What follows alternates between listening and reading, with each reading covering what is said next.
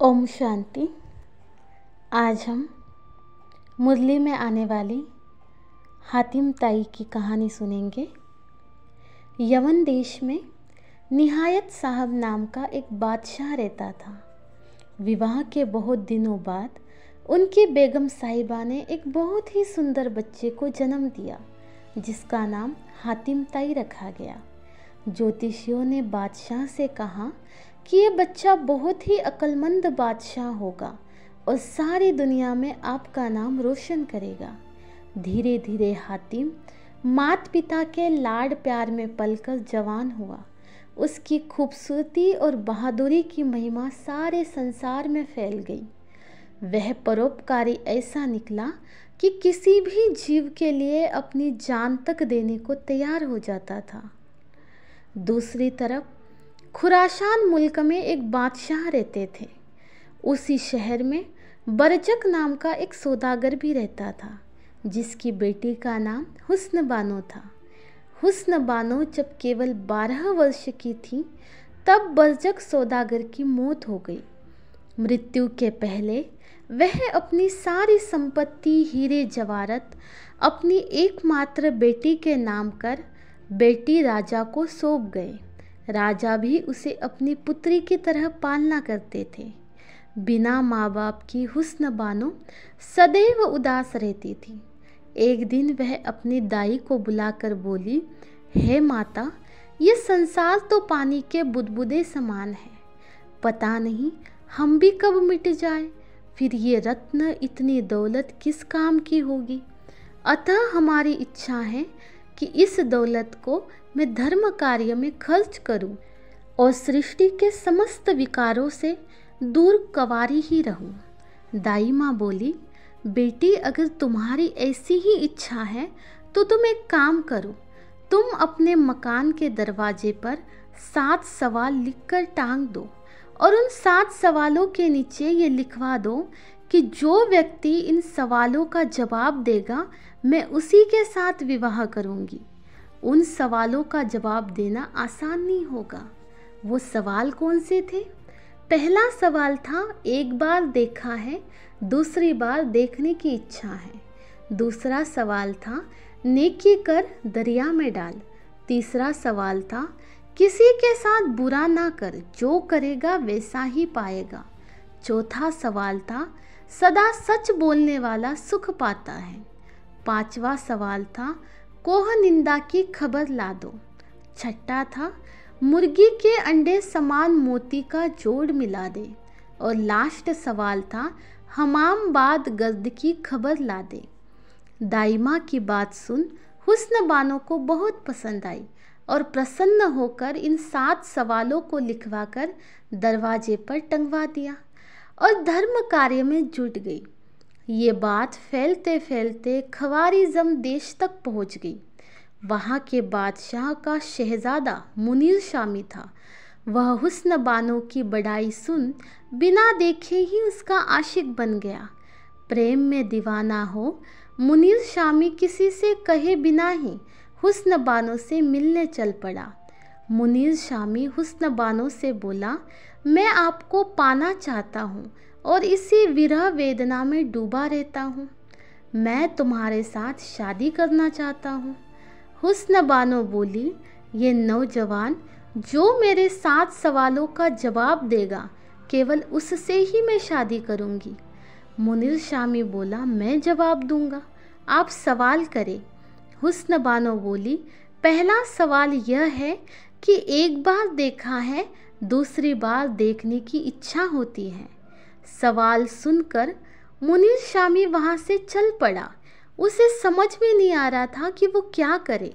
विरह में पागल मुनीर शामी जगह जगह भटकने लगा। इतने में यमन देश का शहजादा हातिम ताई शिकार खेलता हुआ वहाँ आ पहुँचा। उसे हृदय विदारक आवाज़ में रोता हुआ मुनीर शामी दिखा। पास जाकर हातिम ताई ने बात पूछी तो मुनीर शामी ने सारी कथा उसको सुनाई। तो हातिम ने बोला, तुम चिंता मत करो, मैं तुम्हारी शादी उससे कराकर ही रहूँगा। ऐसा कहकर हातिम मुनीर शामी को लेकर हुस्न बानो के पास पहुंचा और बोला कि तुम्हारे सातों सवालों का जवाब मैं दूंगा, लेकिन शादी तुम्हें मुनीर शामी से ही करनी पड़ेगी। हुस्न बानो ने मान लिया और हुस्न बानो से पहला सवाल जानकर हातिम वहाँ से निकल पड़ा। चलते चलते हातिम एक बियाबान जंगल में जा पहुँचा। वहाँ पहुँचते ही देखता है कि एक भेड़िया एक हिरनी को शिकार बनाने हेतु उसके पीछे दौड़ता जा रहा है। उसको देख हातिम को दया आई और उसने भेड़िए को डांटा। भेड़िया डर गया और बोला कि हे दयामूर्ति हातिम, तुम्हारे कहने से मैं इसे छोड़ देता हूँ, लेकिन मेरी भूख का क्या होगा। ये सुनकर हातिम ने तलवार से अपने दोनों जांघों से थोड़ा थोड़ा मांस काट कर भेड़िए को खिलाया। भेड़िए की भूख शांत होगी और फिर हातिम ने उसे वन में भटकने का कारण पूछा तो हातिम ने सारी कहानी सुनाई। हातिम की बात सुनकर भेड़िए ने कहा, मैं कभी कभी वहाँ जाता हूँ और पुराने लोगों से पता चलता है कि उस जगह का नाम है दस्तह वेदा। हातिम ने भेड़िए से दस्तह वेदा का रास्ता पता किया और वहाँ के लिए चल पड़ा। रास्ते में गिद्धड़ों की मदद से हातिम ने अपने घावों को ठीक कर लिया। वहाँ से हातिम आगे चल पड़ा। रास्ते में उसे 2 रीछों ने पकड़ लिया और रीछराज के पास पेश किया। रीछराज उसे अपनी पुत्री, जो मानव के समान हुस्न की मालिक थी, उसके साथ विवाह करने के लिए मजबूर करने लगा और दूसरे ही दिन अपनी पुत्री का विवाह हातिम के साथ कर दिया।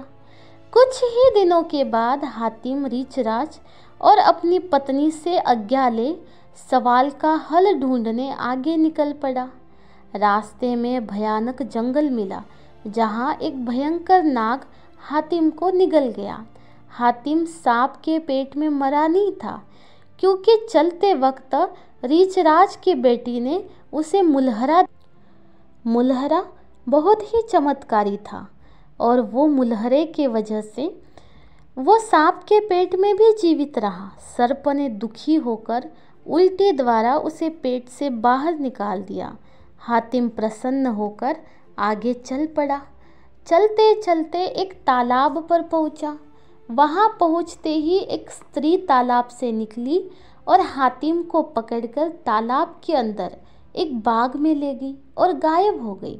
वहां की स्त्रियां हातिम को एक सुंदर से भवन में ले गई। वहां पर सब जगह परियों की तस्वीरें टंगी थी। इतने में उन तस्वीरों में से एक सुंदर अप्सरा निकलकर उसके सामने खड़ी हो गई। हातिम ने 3 दिन 3 रात उससे कुछ ना कहा। एक रात उससे रहा ना गया। उसने उसको मोहित हो हाथ पकड़कर अपनी ओर खींचना चाहा। जैसे ही हाथ पकड़ा, वैसे ही उस अप्सरा ने हातिम की छाती पर जोर से लात मारी और वह बेहोश हो गया। होश आने पर देखा कि वहाँ पर ना तो कोई बाग है ना कोई भवन है। वह एक सुनसान जंगल में लेटा पड़ा है। फिर हातिम ने मन में सोचा कि यही वह दस्तावेदा है जिसे एक बार देखने पर दोबारा देखने की इच्छा होती है। इस तरह हातिम ने पहले सवाल का जवाब हासिल कर लिया। इस तरह हातिम ने धीरे धीरे 7 सवालों के जवाब हासिल कर लिए। हर किस्से में हातिम ने रीछराज की बेटी के द्वारा दिए गए मुलहरे से अपने को हर संकट से बचाया और अन्य कईयों को भी बचाया।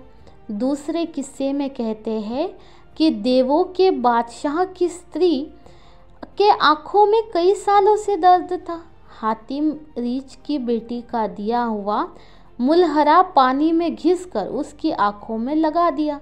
लगाते ही उस स्त्री की पीड़ा जाती रही और दोनों आंखें खुल गई। जब हातिम एक ऊंचे पहाड़ पर चढ़ने लगा तो सैकड़ों परिंदों ने आकर हातिम को उठाकर जंजीरों में बांधकर आग लगा दी।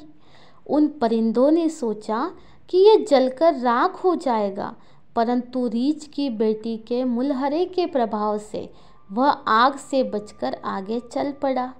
तीसरे किस्से में कहते हैं कि एक लाल सांप ने हातिम पर फुफकार मारना शुरू किया। उसका जहर बनकर आग समान आसमान तक फैल रहा था। वो सांप हातिम को जलाकर राख कर देना चाहता था, परंतु रीछ के बेटी के दिए हुए मुलहरे की वजह से उसका बाल भी बाका ना हो सका। तो इस तरह से ये जो कहानी है, इस कहानी का आध्यात्मिक अर्थ ये निकलता है कि मुलहरे की वजह से हातिम अनेक संकटों को पार कर सका और विजय को प्राप्त किया।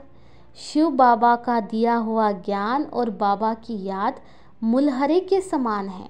जब कोई परिस्थिति या संकट आता है तो बाबा की याद और ज्ञान ही हमें बचा सकते हैं और दूसरों को भी हम परेशानी से बचा सकते हैं।